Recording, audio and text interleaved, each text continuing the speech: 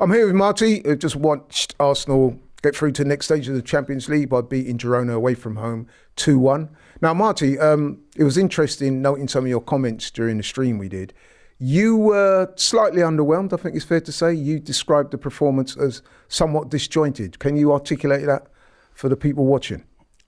There was just no, it wasn't fluid. It wasn't a typical Arsenal performance where you looked at the team and you felt the players were in the right places and the ball was being moved quickly and we looked like a real attacking threat. Defensively, we looked just light and, weak. It just looked at, they had a goal disallowed and there were a lot of occasions where you were very nervous thinking they can, they can put something away here or they could nick a result. Yeah. And especially when they go 1-0 up.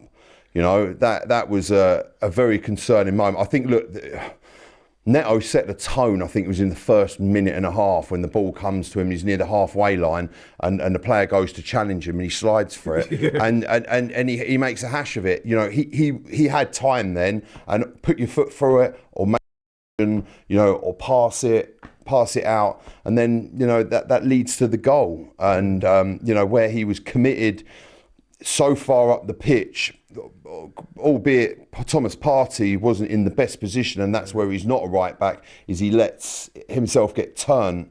He lets the guy just ghosting behind him. Literally, but you wouldn't see a Ben White. And that's not, I'd say, Partey's fault because he's being played out of position, but, that doesn't happen to a Ben White. And the ball comes onto the striker and he sees the goalkeeper in a position and he one-times it straight into the goal. But where the goalkeeper goes forward and he commits and then he goes backwards. Now, you either go and get that or you go back. And then when you're outside the box, you certainly don't go to save it because then he handles that. We're down to 10 men and, 1-0 down and we know how those games go. It's interesting because I was calling for Neto to start against Zagreb. And the reason why I was saying that was because I've not seen this guy. I think I joked to you that I don't even know what he looks like, let alone plays like. So I was actually glad that he got the start. I was pleased for him that he got a start today, but it could have gone so badly. And people could say, listen, I'm not going in, I'm not lambasting him. He's rusty, he hasn't played. Well, he would have played reserve games, and with all due credit to Girona, you're going to a stadium which is 9,000 fans. There's no pressure. Yeah. It's not a cauldron. I think. Look, you're not going into. It's not semi-final of the Champions League where you're playing Real Madrid, and there's everything to play for, and you make mistakes like that, and we're out of the Champions League, and everyone's going to be. The job's done tonight. The job was done before we went in, and we did the job, and with credit to Arsenal, we're third. We finished third in the Champions League, this new format. And obviously we're second in the Premier League, and when you look at now compared to where we were at 5 years ago, we're in a fantastic position. Yeah. Is the job completely done? No, it's not. Have we won the Champions League? No, we haven't. But I like what you said earlier. You were talking about maybe European football suits our style of play, and I kind of see that because when you look at our results, we have. We've got results. We've played very well in Europe. Yeah, we've been actually very consistent. Yeah. Even though you could pick out tonight, the Sterling instant. But before that, I thought Sterling was quite lively. He was played on the left, and he was actually, he wasn't too bad. There wasn't obviously any end product, but then I prefer him on the left, if I'm honest with you. But then, unfortunately for him, you give a player a confidence-boosting penalty to be like, here you go, mate, slot it in the back of the net, boost your confidence, and then we kick on for the season, and you nick a goal, and it's a great save, but I keep a fair play to him. But I think that's gone one way and one way only for the rest of his season. I hate to say it, is that the nail in his Arsenal coffin? I don't know. A lot of people. He's a Chelsea player essentially. He's a loan player. Do we invest time and effort into him as much as possible? Look, he's here probably potentially for the rest of the season, or pursue other players.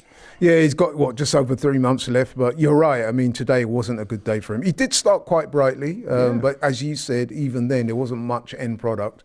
But it slowly and steadily got worse, and then it culminated in the penalty miss, which for him was poor. And I've got to say, man, as a guy that's been watching him from the start of his career, I mean, I remember watching a young Raheem Sterling come to Arsenal when he was at Liverpool and he was playing up top, and he gave Mertesacker all types of problems. I was there in the ground that day. But anyway, it wasn't a good day for him. And it's quite sad to see his decline. But let's concentrate on the positives. Even Nwaneri tonight. What a future this lad has. You know, I've seen it in numerous games where he's come on and changed games. I've seen it where he drives at defences, and what I love is he shoots on sight. Now, there's all this transfer window stuff going on, and look, do we need additions? For me, it's buying the right players. You know, we need I think Jorginho's going to go, whether it's at the end of the season or he's talking to clubs, you know, and obviously that forward player. But it's about getting that, you know, that killer up front, like Ethan Nwaneri. I think it's safe to say we haven't seen loads of him, but what we have seen is he shoots on sight and he finishes. He's a finisher, and the potential. This lad's only how old? Yeah, 17. I think the most disappointing thing was when he got injured, and with Saka being out, look, which is a bad situation, it gives Ethan Nwaneri that opportunity to really nail that spot and then cause the manager headaches and be like, you know, when Saka is fit, okay, well, you know, he's going to be pushing Odegaard and Saka for those positions, and you'll be like, well, how can you leave this guy out? Because he's lethal. He scores goals. He drives at defences. He creates opportunity. He caused them. He was by far our best player on the pitch. Jorginho was solid tonight. You know that, and I said that's what Jorginho. It's nights like tonight. What Jorginho's for is, you know, European football. He controls the game. He's a leader on the pitch. And he did well, and he stepped up to take the penalty, and he put that away, and you needed that. Yeah, absolutely. With Nwaneri, I would say, I don't know if you agree, I would describe him as probably the most exciting player at the club right now. What you said there about his drive, his mentality, every time he gets a ball, he wants to impact the game positively. He wants to run at players. If there's an opening, he's going to try and take a shot, or, you know what I mean? He's always looking to impact the game, and I love that about him. Especially so when you consider the way we're playing them, it's quite a controlled build-up, in it. Sometimes it can get a little bit, how can I put it? Flat at times. You need that little burst of energy and dynamism, and he provides that, 100%. It's that transition from midfield through to attack and the ball in the back of the net. He's just lightning, you know, that's what you need. But then also what I saw from him tonight, which is, it was like role reversal, when Ethan Nwaneri is going up to Raheem Sterling and consoling him. Now, for me, that should be the other way around. Raheem Sterling, with like this player with all this experience, you know, that he was at Man City, he was at Liverpool, you know, he should be consoling the younger players. He should be the father figure to these and bringing the mentor. 100%, and bringing them through and saying, you know, putting the arm around them. But it's not the Raheem Sterling that we should have bought. Is the Raheem Sterling that went to Man City. Because I remember we were in for him, but we didn't get him. You know, there was another transfer saga. That's the Raheem Sterling we should have got, not this guy. That for me, and I'm not just going in on the guy, the eye of the tiger's just not there.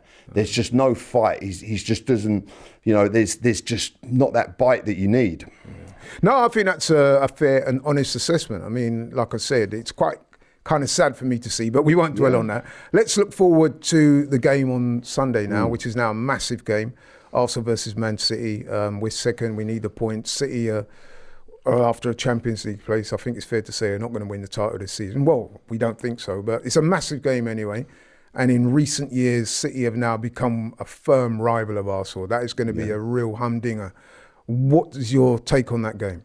Well, I think it's safe to say it's going to be a Super Sunday. It's going to be one of those games, even if you're a neutral, that you will want to put the TV on and watch this. This is what football's all about. It's going to be, you know, and when you go back to the game, listen, last time we've played them is when you had all that Erling Haaland housery with Arteta and was it Gabriel? And those famous Gabriel last words, see you at the Emirates. And also not even that, don't forget he threw the ball at Gabriel's head.